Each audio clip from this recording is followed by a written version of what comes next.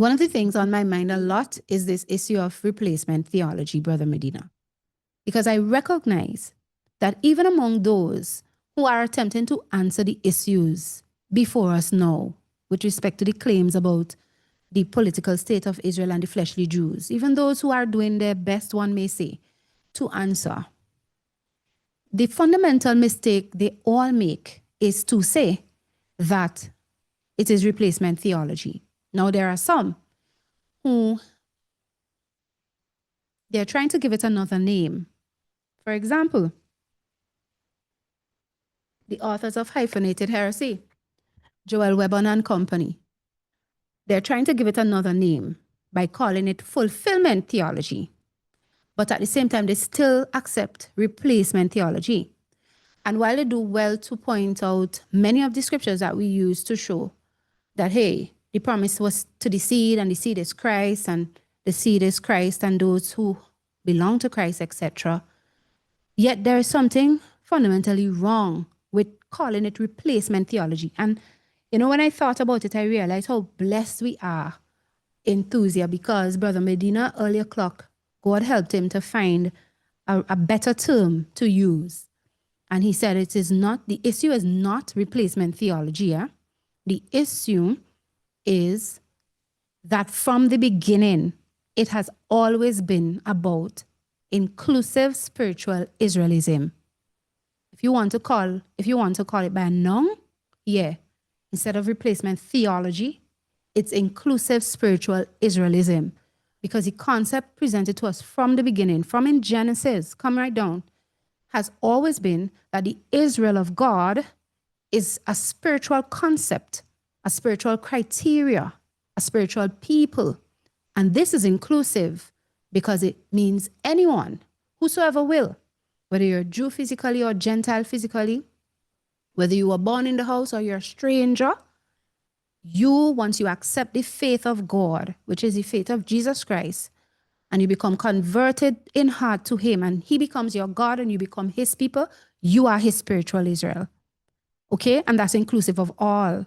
So I love it. I just love it. And I'm saying to you, brethren, we need to appreciate what we have. Because when I look at the different podcasts and I listen to them, and even those who are really trying to understand, and they're asking questions of people who they consider to be of some spiritual authority to help them. For example, take a Kim Iverson, bringing on a priest or preacher and asking him questions. Take a Tucker Carlson, wanting to ask, what's replacement theology? Explain it to me. The issue is they're not even telling them the right thing, okay? Because it's not about the church fulfilled, or the promises are fulfilled in the church today, as if there wasn't a church back then under the old covenant. It is not that the church today replaces Israel under the old covenant, or the church under the new covenant replaces Israel under the old covenant. And the sense in which they present the new covenant as if it is now come, when we understand that it is not now come, it is just restated. And it is a better covenant. But the truth is, even under the old covenant, the symbols were always pointing to spiritual realities. Okay? It's just that at this time, because Christ is the Passover that was sacrificed for us, there's no more need for the bloods of rams and goats and bullocks, etc., because his blood is what he took into the veil. The point about it is, though, even when they had to do the sacrifices with the blood of goats and bulls, etc., it wasn't the literal blood that was taken away their sins, but it was the spiritual meaning of the blood. And the blood always taught life. And they would get a testimony through the symbols, through the symbolic covenant, they would get a testimony of the spiritual realities of that Messiah to come. And brethren, we have to preach these things more and more. We have to show people this.